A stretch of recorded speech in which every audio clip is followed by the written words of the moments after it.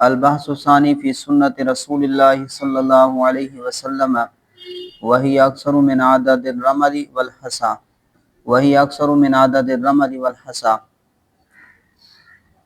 دوسری بحث اللہ کے رسول صلی اللہ علیہ وسلم کی سنت کے بیان میں ہے۔ وہی اکثر من عدد الرمل والحصا، اور یہ جو ہے ریت اور کنکر کے تعداد سے زیادہ ہے۔ رمل یعنی ریت اور حصا یعنی کنکر۔ مراد کثرت ہے، یعنی بہت زیادہ، حدیثوں کی تعداد جو ہے وہ بہت زیادہ ہے۔ سنت کسے کہتے ہیں؟ تو سنت کا لغوی معنی ہے عادت اور طریقہ۔ سنت کسے کہتے ہیں؟ عادت اور طریقہ۔ اور فقہا کی اصطلاح میں سنت کہتے ہیں، سنت وہ عبادت ہے جو فرض اور واجب سے زائد ہو، اور جس کے کرنے پر ثواب ہو اور نہ کرنے پر کوئی گناہ نہ ہو۔ ہاں، عادت بنا لینا ایک سنت مؤکدہ ہے تو پھر تو گناہ گار ہوگا۔ اور اصولیین کے نزدیک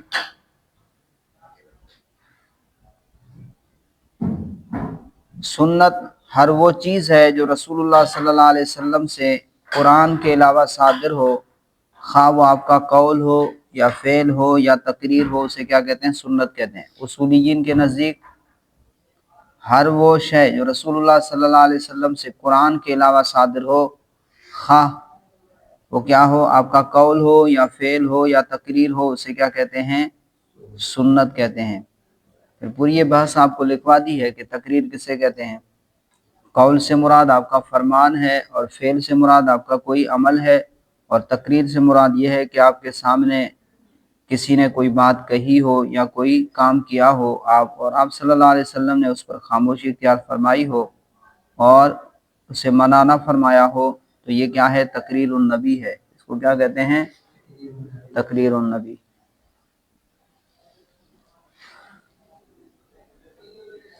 فصل فی اقسام الخبری، یہ فصل ہے خبر کی اقسام کے بیان میں۔ خبر رسول اللہ صلی اللہ علیہ وسلم بمنزلۃ الکتاب فی حق لزوم العلم والعمل به، فإن من اطاعه فقد اطاع اللہ، فما مر ذکرہ من بحث الخاص والعام والمشترک والمجمل فی الکتاب فهو كذلك فی حق سنتی۔ خبر رسول اللہ صلی اللہ علیہ وسلم، رسول اللہ صلی اللہ علیہ وسلم کی خبر، اللہ کے رسول کی خبر، بمنزلۃ الکتاب، یہ کتاب اللہ کے درجے میں ہے، فی حق لزوم العلم والعمل به، اس پر اعتقاد اور عمل کے لازم ہونے میں۔ علم یعنی اعتقاد، علم کے لازم اور عمل کے لازم ہونے میں۔ علم سے مراد کیا ہے؟ اعتقاد ہے۔ تو رسول اللہ کی جو خبر ہے اعتقاد اور اس پر عمل کے لازم ہونے کے حق میں، یہ کیا ہے؟ کتاب اللہ کی طرح ہے۔ فَإِنَّ مَنْ أَطَاعَهُ فَقَدْ أَطَاعَ اللَّهَ، اس لیے کہ جس نے رسول اللہ صلی اللہ علیہ وسلم کی اطاعت کی، فَقَدْ أَطَاعَ اللَّهَ، تو اس نے اللہ کی اطاعت کی۔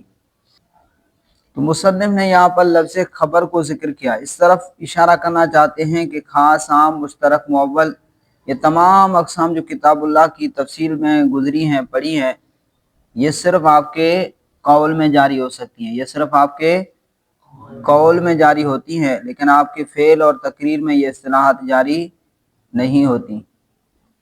تو کہا رسول اللہ صلی اللہ علیہ وسلم کی خبر جو ہے اعتقاد اور اس پر عمل کے لازم ہونے میں کتاب اللہ کی طرح ہے۔ کیوں کتاب اللہ کی طرح ہے؟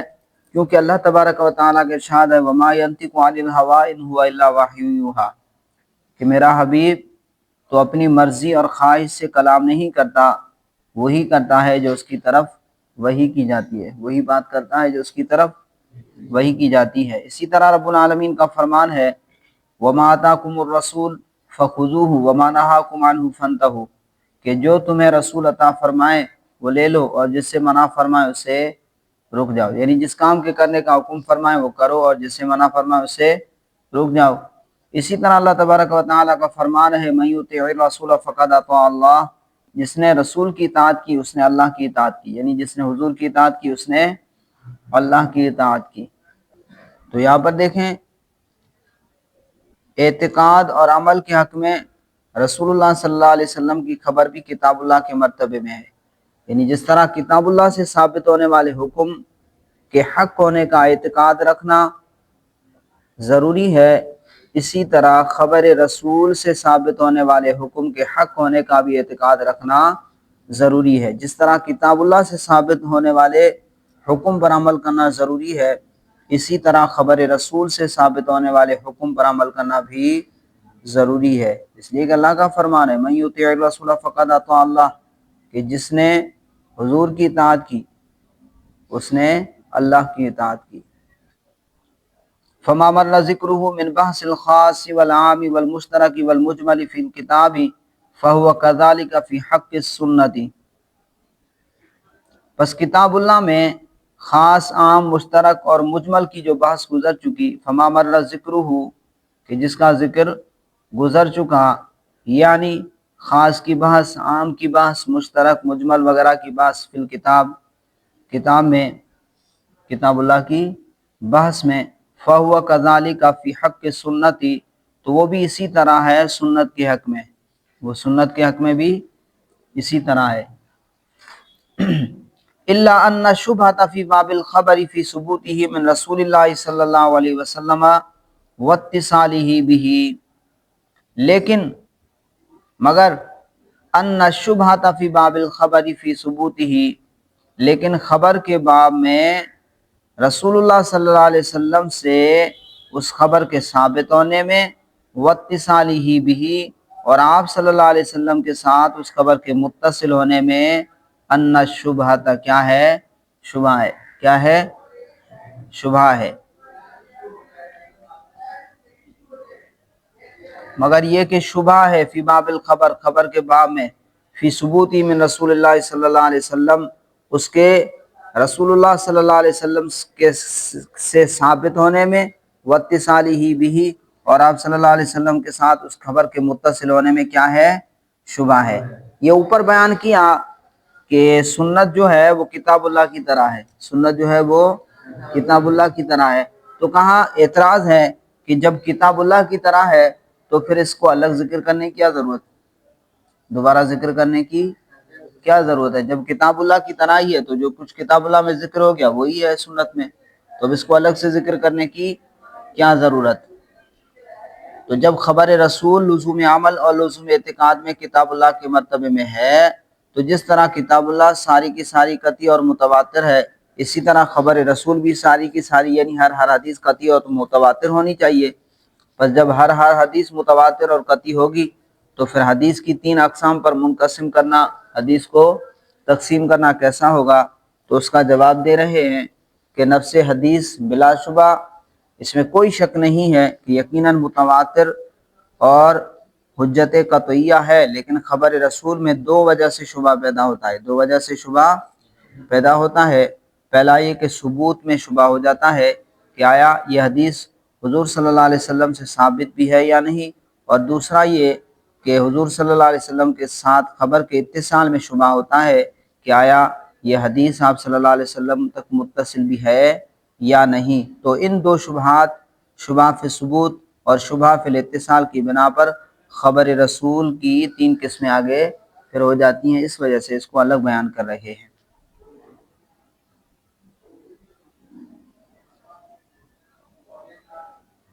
وَلِهَذَا الْمَعْنَى صَارَ الْخَبَرُ عَلَى 3 أَقْسَامٍ، اور اسی علت کی بنا پر، اسی معنی کی وجہ سے خبر جو ہے وہ 3 قسم پر ہو گئی۔ قسم صح من رسول اللہ صلی اللہ علیہ وسلم وثبت منہ بلا شبہۃ وہو المتواتر، ایک قسم وہ ہے صح من رسول اللہ صلی اللہ علیہ وسلم، جو حضور صلی اللہ علیہ وسلم سے صحت کے ساتھ، حضور صلی اللہ علیہ وسلم سے صحت کے ساتھ، وثبت منہ، اور اس سے آپ صلی اللہ علیہ وسلم سے ثابت ہو بلا شبہۃ، بغیر شبہ کے، وہ المتواتر، اور وہ کیا ہے؟ متواتر ہے۔ ایک قسم کیا ہے؟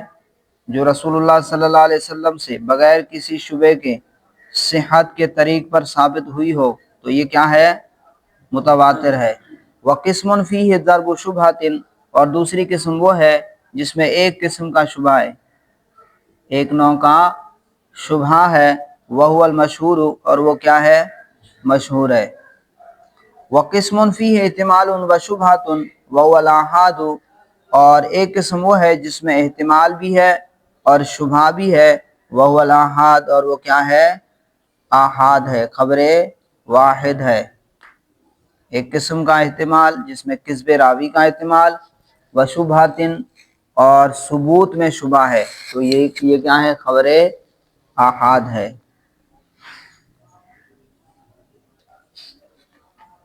تو پہلی قسم کیا ہے؟ متواتر ہے، جو آپ صلی اللہ علیہ وسلم سے بطریق صحت بغیر کسی شبے کے ثابت ہو، یعنی اس میں نہ شبہ فی ثبوت ہو اور نہ شبہ فی اتصال ہو، تو اس کو کیا کہتے ہیں؟ خبر متواتر کہتے ہیں۔ اور دوسری قسم وہ ہے جس میں ایک قسم کا شبہ ہو، یعنی اس حدیث کہ آپ صلی اللہ علیہ وسلم کے ساتھ متصل ہونے میں شبہ ہو، تو اسے حدیث مشہور اور خبر مشہور کہتے ہیں۔ اور تیسری قسم وہ ہے جس میں احتمال بھی ہو اور شبہ بھی ہو، اسے کیا کہتے ہیں؟ خبر واحد کہتے ہیں۔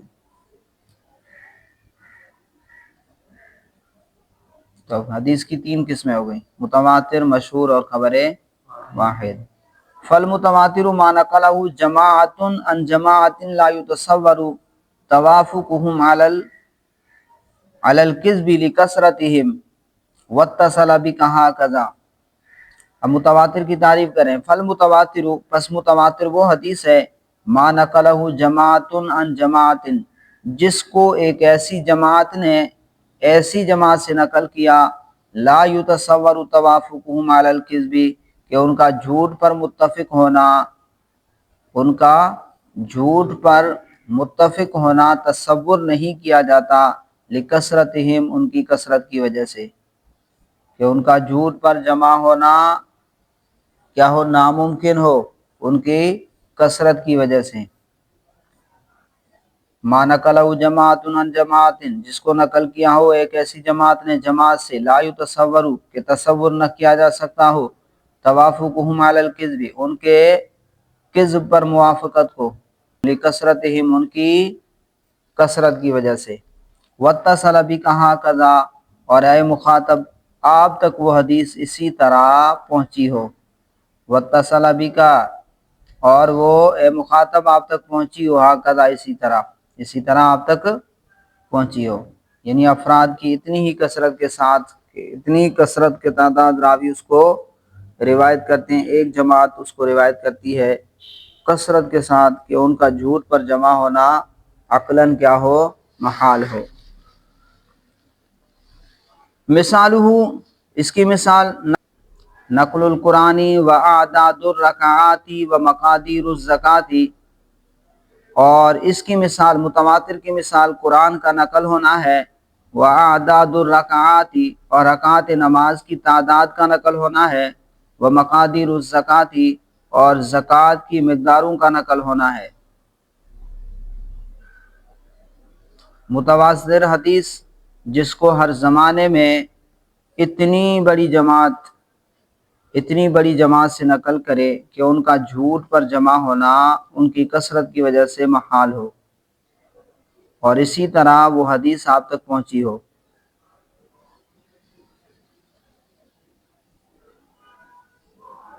اس کی مثال دی ہے جیسے قرآن مجید کا نقل کرنا ہے اور تعداد رکعات، نماز کے تعداد رکعات کا نقل کرنا ہے، اور اسی طرح مقادیر زکوٰۃ کا نقل کرنا ہے، یعنی قرآن اور تعداد رکعات اور مقدار زکوٰۃ بیان کرنے والے ہر زمانے میں اتنی بڑی جماعت ہے کہ ان کا جھوٹ پر جمع ہونا محال ہے۔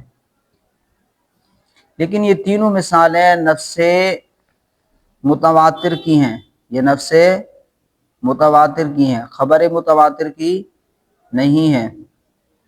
مصنف علیہ الرحمٰن نے خبر متواتر کی مثال اس لیے نہیں دی کہ حدیث متواتر کے وجود میں اختلاف ہے، حدیث متواتر کے وجود میں اختلاف ہے۔ بعض علماء کے نزدیک حدیث متواتر کوئی نہیں ہے ہی کوئی نہیں، اور بعض کہتے ہیں کہ ایک حدیث جو ہے انما الاعمال بالنیات، یہ حدیث جو ہے متواتر ہے۔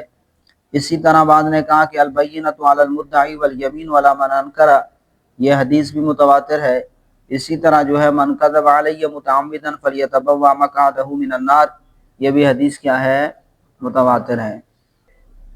تو متواتر کی مثال قرآن مجید کا نقل کرنا، تعداد رکعات کا بیان نقل کرنا، اسی طرح مقادیر زکوٰۃ کی مقداروں کو بیان کرنا کہ سونے چاندی میں اتنی مقدار ہے، بھیڑ بکریوں میں اتنی مقدار ہے، گایوں میں اتنی مقدار ہے۔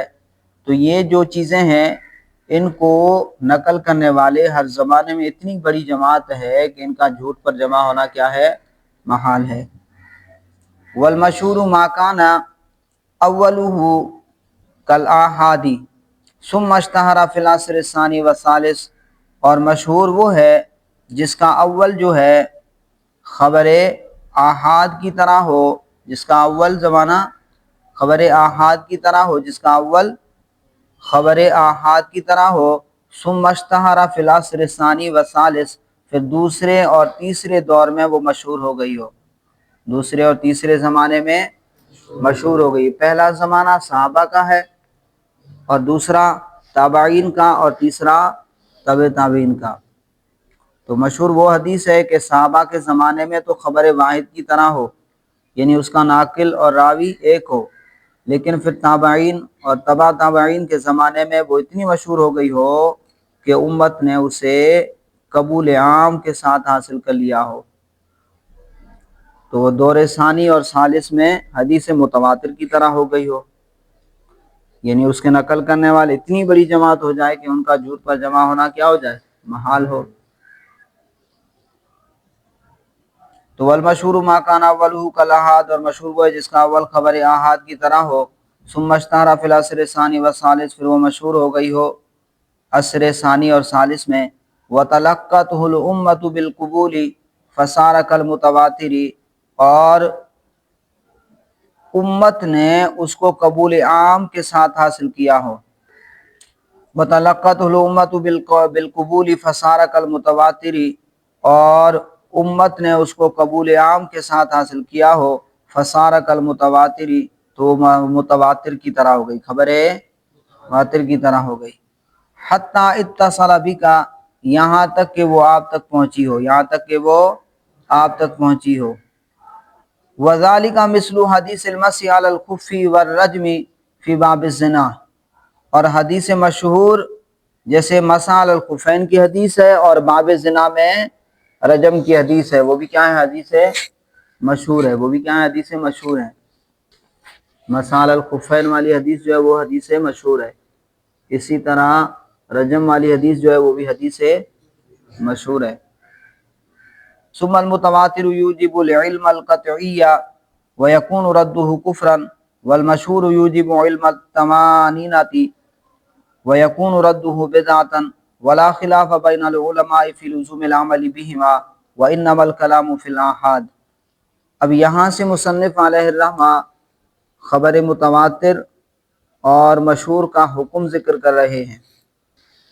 حدیث متواتر کا حکم یہ ہے کہ حدیث متواتر علم قطعی اور یقین کا فائدہ دیتی ہے، علم قطعی اور یقینی کا فائدہ دیتی ہے، اور اس سے ثابت ہونے والا حکم جو ہے قطعی اور یقینی ہوتا ہے، اس سے ثابت ہونے والا حکم قطعی اور یقینی ہوتا ہے۔ لہذا اس سے ثابت ہونے والے حکم کے حق ہونے کا اعتقاد رکھنا بھی ضروری ہے، عمل بھی ضروری ہے، اعتقاد بھی ضروری ہے، اور اس کا انکار کرنا کیا ہے؟ کفر ہے۔ اور حدیث مشہور جو ہے علم تمانینت کا فائدہ دیتی ہے، اور اس سے ثابت ہونے والے حکم کے حق کا ہونے کا اعتقاد رکھنا فرض ہے، لیکن اس کا منکر کافر نہیں ہے، لیکن بدعتی ہے۔ حدیث مشہور کا انکاری منکر کیا ہے؟ بدعتی ہے۔ ثم المواتر، فی المتواتر حدیث جو ہے یوجب العلم القطعی، وہ علم قطعی کو ثابت کرتی ہے، ویکون رده کفرا، اور اس کا رد کرنا کفر ہے۔ والمشہور یوجب علم التمانینۃ، اور حدیث مشہور علم تمانینت کو ثابت کرتی ہے، ویکون رده بدعۃ، اور اس کا رد کرنا بدعت ہے۔ ولا خلاف بین العلماء فی لزوم العمل بہما، اور ان دونوں پر عمل کے لازم ہونے کے حق میں علماء کے مابین کوئی اختلاف نہیں ہے، اختلاف نہیں ہے علماء کے درمیان ان دونوں پر عمل کے لازم ہونے میں۔ وَإِنَّمَا الْكَلَامُ فِي الْآحَادِ، اور بحث تو صرف اس میں ہے خبر آحاد میں ہے۔ دونوں پر عمل کرنا لازم ہے، دونوں پر عمل کرنا لازم ہے، اور خبر متواتر پر اعتقاد یقین رکھنا بھی لازم ہے، اس کا انکار کرنا کفر ہے، اور خبر مشہور پر عمل کرنا لازم ہے، اعتقاد رکھنا یہ ضروری نہیں ہے۔ ہاں البتہ اس کا منکر جو ہے وہ بدعتی ہے۔ کیا ہے؟ بدعتی ہے۔